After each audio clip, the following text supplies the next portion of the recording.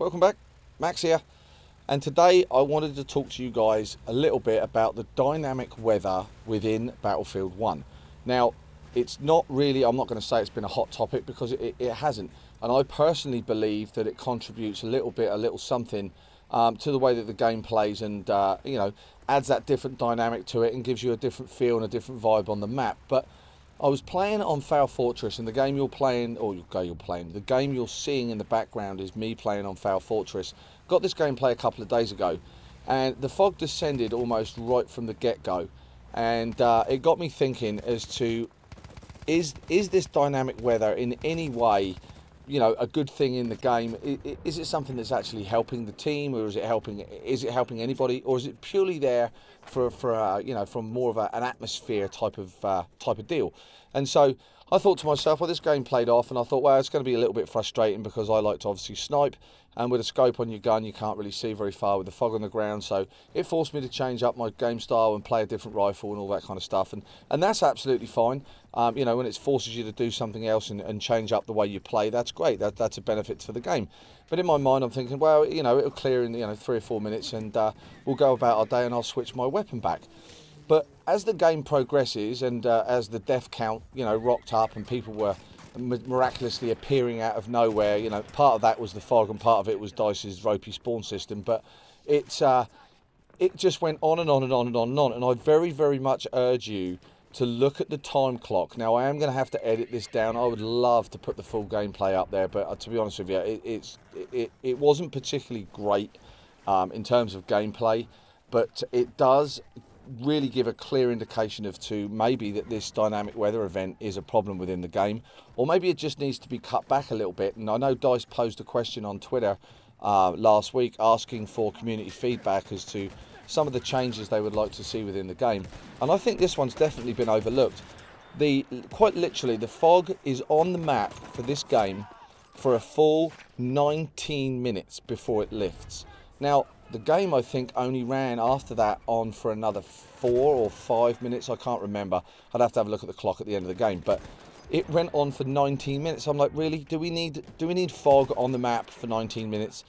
I love the dynamic weather event. I love the way it makes the maps feel, and I like the way it changes the environment up and forces you to play different styles. But it got me thinking, and I thought, right, I'll do a video about this and pose the question out to you guys and see if anybody else out there is a little bit cheesed off with the dynamic weather event, or just the fog being on the ground for too long. Now, it doesn't seem to be so much of a problem on a map, say like Amiens or something like that, but on Fail Fortress, or for instance on Giant Shadow, I mean, I've played on Giant Shadow where the fog has been on the ground for like 17, 18 minutes. I mean, this is just ridiculous. Especially with a map such as Giant Shadow, where you're either in the blimp in the middle of the map or you're running out in the middle of nowhere. Well, that does, of course, enable you to approach the blimp, I guess, if you want to call it that, but it does really, really restrict the type of gameplay that you can have with that environment. And the fact that it goes on for 17, 18 minutes is just, I think, is absolutely ludicrous, and it needs to be, I think that could be dialed down a little bit, or maybe bring it in and bring it out, rather than it being down and being solid. Maybe they could bring it in or bring it out, or even bring in a different weather, anomaly. So rather than it just being straight up fog, how about if it changed from fog and then we moved into rain, but it kind of cleared up or something like that, just to change the gameplay up a little bit and just change the way the map feels. And so I thought I'd pose the question out to you guys and see what you think. But 18 minutes of fog on Fail Fortress, I think, is a little excessive. And from what I can read or what I understand about the way that dynamic weather works within Battlefield 1, the way that it's put into the netcode is that they've programmed it in the algorithm is to be kind of variable and random. So from what I can read, they actually don't have too much control over how long it lasts or how long it doesn't last. They've programmed it into the generator in the algorithm there to make it as random as they possibly can. And so in my mind, I'm thinking, well, maybe you got that slightly wrong, and maybe you've given too much freedom to the algorithm, and in order for it to make its decision. So I don't want to babble on for absolutely ever and ever and ever and ever and ever.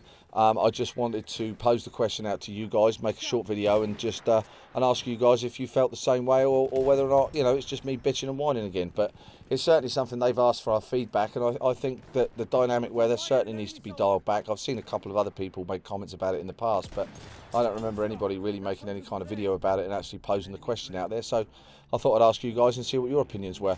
But the gameplay in the background, like I say, I'm going to edit it right down, but do keep a close eye on the time clock.